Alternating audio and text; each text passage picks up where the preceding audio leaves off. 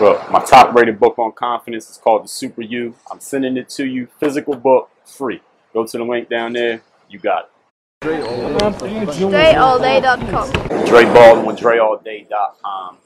We all have long days in our work. Whether you're an athlete, you're a business professional, an entrepreneur, a student, a parent, we all have those tough days, those long days where it's like, man, you get to work or you get to school or you get to the gym, and before you even start, you already know. You like, man, I do not feel like being here. I'm tired. I'm hungry. I ain't getting enough sleep last night. I just did this yesterday. I have no energy. You ever had one of those days? Maybe you're having one of those days right now.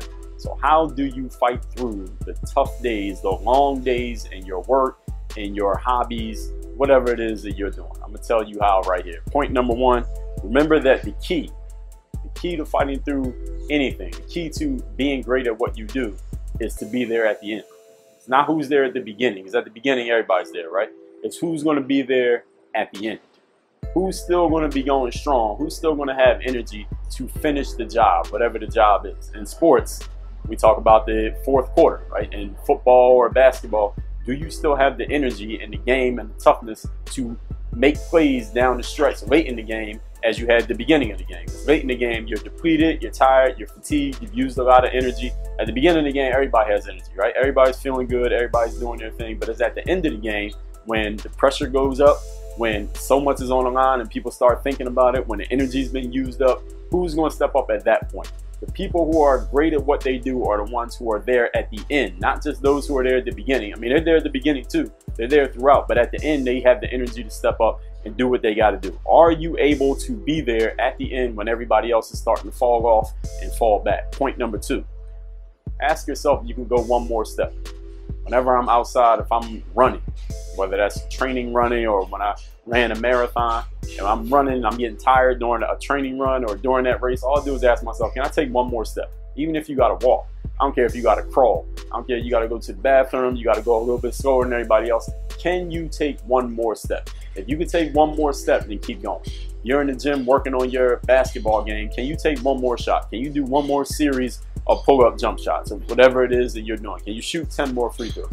If you can continue to go, even though you're feeling tired and fatigued and your mind's not in it, whatever, if you can do one more, keep going. And sometimes, what y'all gotta understand, not sometimes, but all the time, is that what separates people who are really good from people who are outstanding and amazing is not necessarily skills. Because listen, anybody can have skill and get talent. Everybody knows how to work on their game. It's a psychology difference. It's the way that they think that separates the greats from the people who are merely just good, or the excellent, the unbelievable legends from the people who are just great. What is the psychology behind how you approach your work? Even when you don't feel like it, even when you don't have the energy, can you push yourself to do one more, go just a little bit further so you can get to what it is you came to get? Because the outcome is not, let me go till I get tired. The outcome is, let me go till I get what I came to get. Whether that requires you to be tired, push yourself, whatever, are you willing to go that far? That psychology is the difference between being good and being great. And point number three, what do you want to be known for? What do you want people to know your name for when your name gets brought up long after you're done doing work, when you're not even in that game anymore? What do you want people to say about you when they bring you up?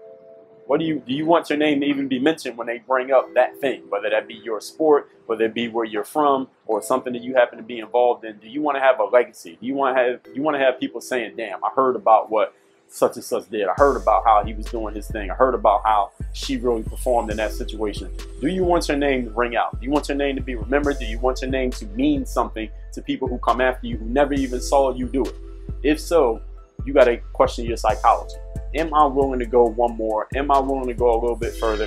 Am I willing to push myself even when I don't necessarily feel like it? Fighting through these tough days, this is what gets you remembered.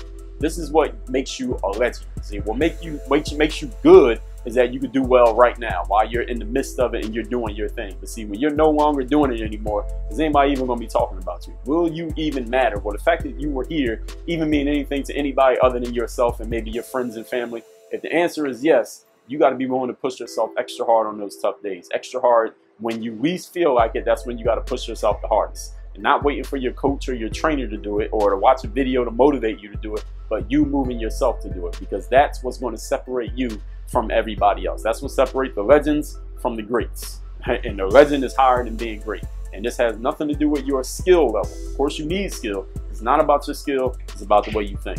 Work on your game. DreAllDay.com.